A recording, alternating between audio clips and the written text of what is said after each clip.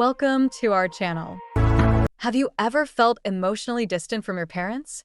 Or maybe you've wondered why they seem so wrapped up in their own world, leaving you feeling neglected or misunderstood. If so, you're not alone.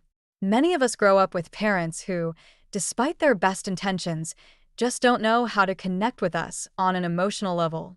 Today, we're diving into the world of emotionally immature parents, based on the eye-opening book, Adult Children of Emotionally Immature Parents by Lindsay C. Gibson.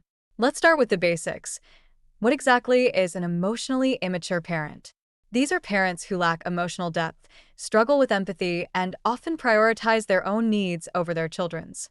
They might love you, but they don't really understand you or your emotions. Gibson categorizes these parents into 4 types. First, there's the emotional type. Parents who are overly emotional and dependent, often leaning on their children for support rather than the other way around. Then we have the driven type. These parents are hyper-focused on achievements. They push their children to succeed, not out of pure love, but because it reflects well on them. Next is the passive type, who is emotionally unavailable and disengaged. These parents may be physically present, but emotionally absent, leaving you to navigate your feelings alone. And finally, the rejecting type. These parents are dismissive, critical, and can make you feel like you're never good enough.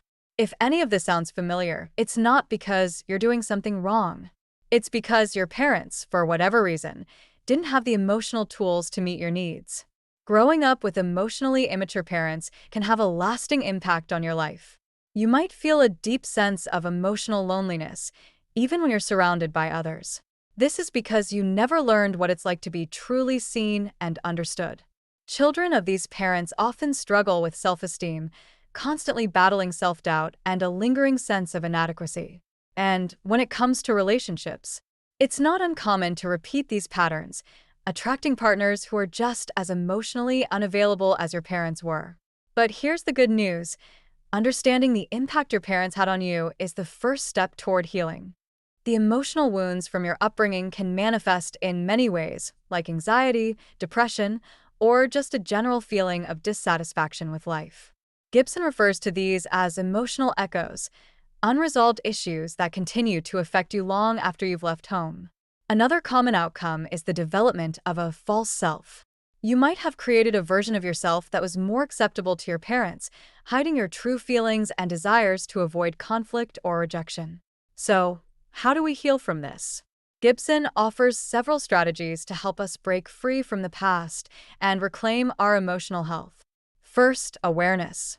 Acknowledge that your parents' behavior wasn't your fault.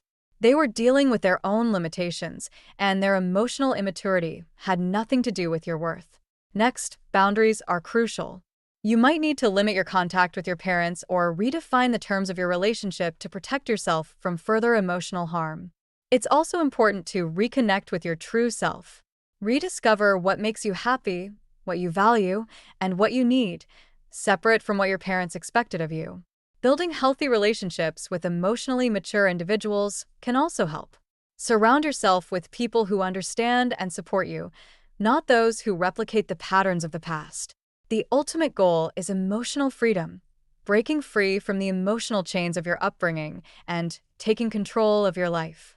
This journey isn't easy, and it might require therapy or professional support, but it's worth it. You deserve to live a life that's defined by your choices, not by the emotional limitations of your parents. Remember, healing is a process, and it's okay to take it one step at a time.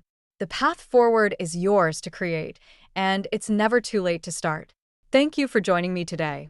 If you found this video helpful, please give it a thumbs up, share it with someone who might need it, and subscribe for more content like this.